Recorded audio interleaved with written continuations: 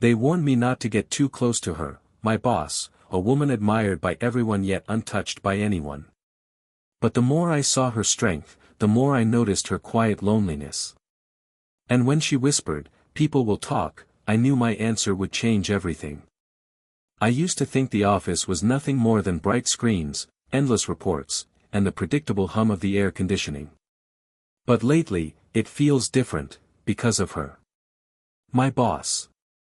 She's the kind of woman people notice even when she isn't trying to be noticed. There's a grace in the way she carries herself, an effortless confidence that makes others straighten up when she enters a room. Yet behind that polished exterior, I've caught glimpses of something softer, something almost hidden. That evening, most of the staff had already left. The floor was quiet, save for the clicking of my keyboard and the faint sound of her pen moving across paper. I should have been focused on the numbers in front of me, but my attention kept drifting toward the glass wall of her office. Through it, I could see her, brows slightly furrowed, lips pressed together in thought. A strand of hair had slipped from its neat place, brushing against her cheek, and she tucked it back with the absent-minded grace of someone too absorbed in her work to realize how mesmerizing she looked. Then it happened. She looked up. Our eyes met across the space, not just a passing glance, but something that lingered a beat too long. I felt it, sharp and immediate, like the hush that falls before rain begins to pour. My chest tightened, not out of fear, but from an awareness that this moment was no accident. She didn't look away right away, and neither did I. I could see the faintest shift in her expression, not a smile, but the softening of her features, as if she had forgotten for a moment that I was her employee and she, my superior. It was fleeting, yet it carried a weight that settled deep inside me. I dropped my gaze first, pretending to adjust the papers on my desk. My pulse was unsteady, and I could almost hear it in the silence of the office. The logical part of me wanted to dismiss it as nothing, a glance, no more. But another part, quieter and more dangerous, whispered that something had just begun. When I finally looked back up, she was still watching me. Not coldly, not critically, but with an unreadable calm that only drew me closer, even from a distance. And in that stillness, I realized, this wasn't just work anymore.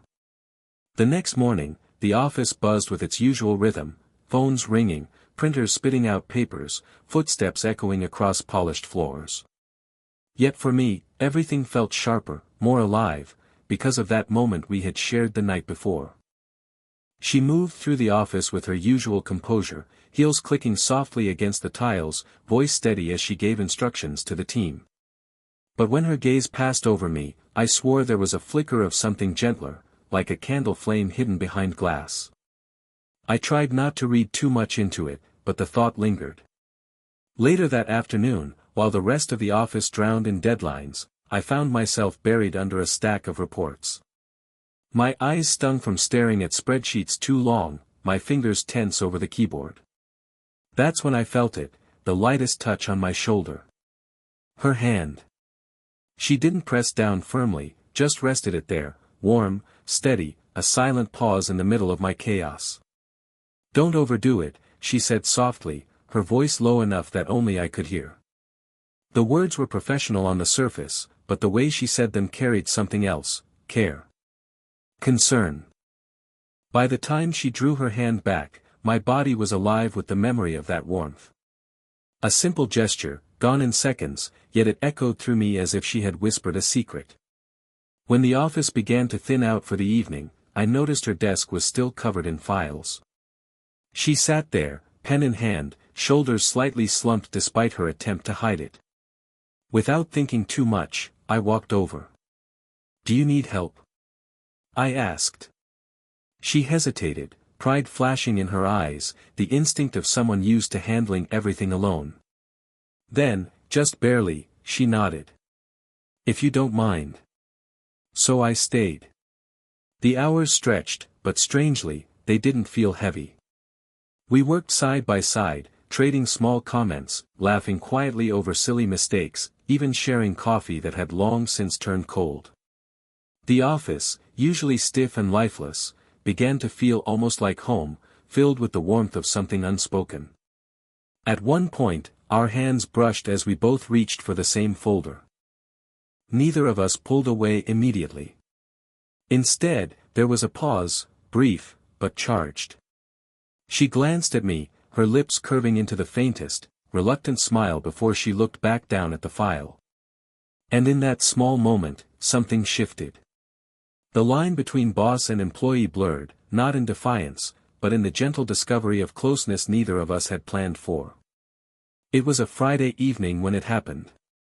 The office had emptied quickly, people eager to escape into their weekends, but she and I lingered, finishing loose ends. When the last light outside dimmed into the colors of dusk, she closed her folder, sighed softly, and looked at me with a kind of hesitation I wasn't used to seeing in her. "Have you eaten yet?" she asked. The question was casual, but the way her voice carried it felt personal.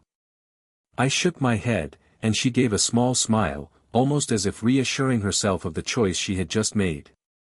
"There's a cafe around the corner," she said. "It's nothing fancy, but maybe you could join me for coffee." Maybe.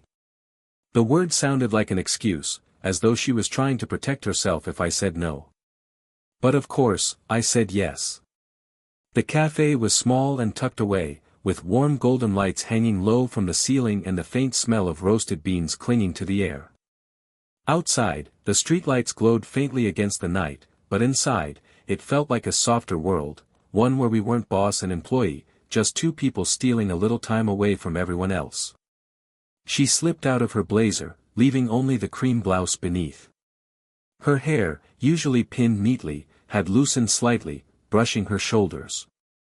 I noticed the way she exhaled, as though shedding more than just her work attire. We sat across from each other, steaming mugs between us. I told her about my family, my ambitions, the dreams I hadn't dared to voice in the office. She listened, not with the distracted half-smile of a manager keeping polite interest, but with full attention, her chin resting lightly against her hand, her eyes steady on mine. At one point, she laughed, a real laugh, unguarded and melodic, when I admitted to nearly burning down my kitchen trying to cook pasta. The sound made something stir in me, something deeper than admiration. And then, without planning to, she confessed something of her own. "Leadership is lonelier than people realize," she murmured, her gaze drifting toward the window. "Everyone expects strength, but no one asks if you're tired of being strong." Her words hung between us, fragile but heavy. I didn't answer immediately, I just watched her, watched the way her fingers traced the rim of her mug as if she was afraid of having said too much. In that moment, I no longer saw just my boss. I saw a woman, human, vulnerable, beautiful in her honesty. And I felt something shift inside me, the sense that this night was the start of a story neither of us had meant to write. The following week, everything felt different. We still worked the same hours, still exchanged updates on deadlines and meetings. But beneath it all, there was a quiet awareness neither of us could ignore. Every time our eyes met across the office, I felt that unspoken thread tug between us, as if we were sharing a secret no one else could see. Of course, in a place like ours, secrets don't stay hidden long. One afternoon, as I stood by the printer, a coworker leaned in with a knowing grin. "You and the boss," he teased lightly, "always working late together. Careful, people might start talking." He meant it as a joke, but his words carried further than he knew. I brushed it off with a laugh, but when I glanced across the room, I caught her watching. For the briefest moment, her confidence slipped. Her lips pressed together, her posture tightening, as if a shadow had passed over her. That evening, the office was nearly empty again, just the two of us finishing a proposal. Papers were spread across her desk, the city lights glowing faintly through the windows. The air felt heavier than usual, as though silence itself carried weight. She set her pen down, exhaling slowly. Then, without looking at me, she said, "People will talk." The words weren't scolding, they were fragile, edged with both fear and longing. It was the first time I had ever heard uncertainty in her voice, and it caught me completely off guard. I wanted to tell her that I didn't care, that no amount of gossip could change the way I felt when she looked at me the way she did. But for a moment, I stayed quiet, trying to read her. Her hand rested on the desk, so close to mine that I could feel the faint warmth radiating from her skin. She didn't pull away, but she didn't move closer either. I noticed the faint tremor in her breathing, the way her eyes flicked toward the door as though someone might walk in. She was strong in every aspect of her life, yet here she was, vulnerable, uncertain, afraid of how others might see her. I wanted to reach for her hand, to close the distance and reassure her, but I held back. The tension was almost unbearable, like standing on the edge of something vast and unknown. And in that quiet, with only the hum of the city outside, I understood, the risk wasn't just about people talking. It was about what we were both beginning to feel, something neither of us could stop, no matter how hard we tried. The silence after her words stretched long. People will talk. They lingered in the air, heavy enough to press against my chest. She kept her gaze lowered, fingers tracing absent circles against the edge of a file, as if she could pretend she hadn't just spoken her deepest fear aloud. I studied her quietly, the woman everyone else saw as untouchable, unshakable. Yet here, in the dim light of the office, I saw the truth: she wasn't untouchable at all. She was human. She was cautious. And she was afraid. Something inside me stirred, not recklessness, but resolve. I leaned forward, my voice low and steady, so only she could hear. Let them be jealous. Her head lifted, startled, her eyes locking onto mine. I didn't say it like a challenge, but as a promise. My words weren't about gossip or coworkers, they were about her. About us. For a moment, she just stared at me, searching my face as though trying to decide if I meant it. Her breath caught, almost imperceptibly, and I saw the faintest crack appear in her careful composure. Our hands rested close together on the desk, and this time, when my fingers brushed against hers, she didn't move away. Instead, she stilled, as if even the smallest movement might break the fragile thread connecting us. Slowly, tentatively, her thumb grazed across my knuckle, a touch so light it might have been imagined if not for the warmth it left behind. The simple contact carried more weight than 1,000 words. It wasn't bold, it wasn't reckless, but it was hers. A quiet confession through the language of touch. I don't know if I can afford that kind of attention, she whispered finally, though her voice lacked conviction. It was less an objection, more a last defense. I held her gaze, steady and unshaken.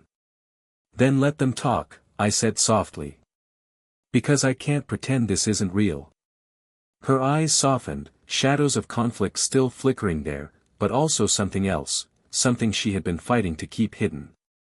Her lips parted slightly, as though she wanted to answer but couldn't find the words. For a long time, neither of us spoke. The office around us was silent, the city lights outside faintly illuminating the space. But within that stillness, a shift had happened. She hadn't pushed me away.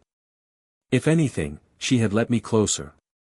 The air in the office was still charged from what I had said, from the brush of her hand against mine. She had fallen quiet, her expression caught somewhere between hesitation and surrender. I didn't press her, I only waited, giving her the space to decide whether to step closer or retreat behind the walls she had so carefully built. Minutes passed like hours. She shifted in her chair, finally leaning back, her eyes drifting toward the window where the city lights shimmered like scattered stars. You don't understand, she said softly. Her voice wasn't cold, it was tired, frayed at the edges, as though the words had been weighing on her for a long time. I didn't interrupt. I just listened. I've spent years keeping my heart separate from this place, she continued. From everything. If people see me as strong, as unshakable, then I've done my job.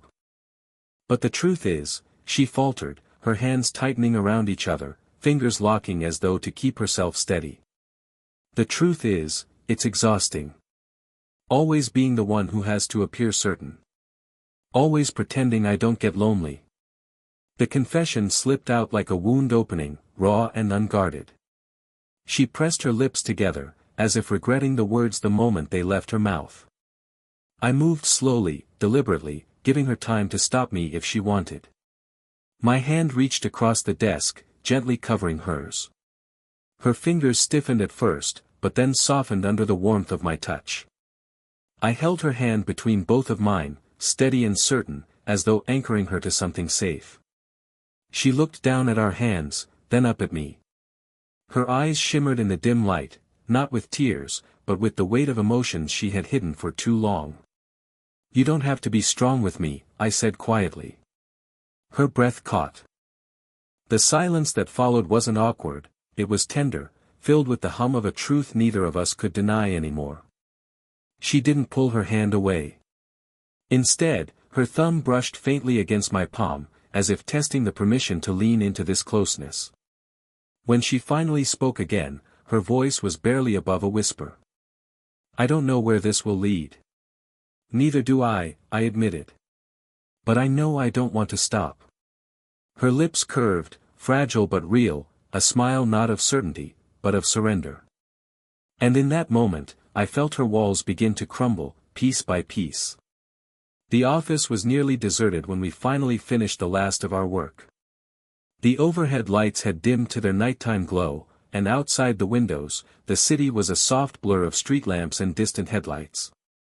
It was late, the kind of late where silence feels heavier, where the world seems to move slower.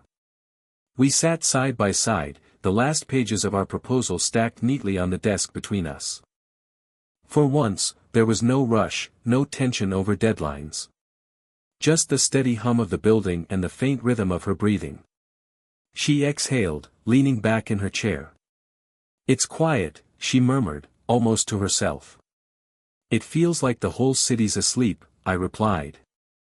She turned her head toward me, her eyes searching mine with that same vulnerable honesty she had finally allowed herself to show. For a moment, it felt as though she was weighing everything, the risks, the whispers, the walls she had always kept up. And then, slowly, she shifted closer. Her shoulder brushed against mine first, tentative, testing. When I didn't move away, she let herself rest there, her head finding its place against my shoulder. The weight of her felt natural, grounding, as though she had belonged there all along. I froze only for a second before letting myself relax, tilting my cheek lightly against the top of her hair. Her scent was soft, a mix of faint perfume and something warmer, uniquely hers. I could feel the rhythm of her breathing slow, the tension in her body easing as if she had finally allowed herself to stop holding the world together. For a long while, we said nothing. The silence wasn't empty, it was full, filled with the unspoken understanding that whatever we were stepping into, we would face it together. Eventually, she whispered, "People will notice." I smiled, though she couldn't see it from where she rested. "Let them. Maybe they'll just be jealous." A soft laugh escaped her, quiet, almost disbelieving, but genuine. She tilted her face slightly, enough that I could feel the warmth of her cheek brushing against my chest. In that moment, the world outside didn't matter. Not the rumors, not the risk, not the weight of titles and roles. All that mattered was this, the simple closeness of two souls who had found each other in a place where they weren't supposed to. And for the first time, I felt certain, whatever tomorrow brought, tonight, she was mine, and I was hers. If this story touched your heart, don't forget to like the video and subscribe for more slow burn age gap romances. Share your thoughts in the comments, I'd love to hear what moments resonated most with you.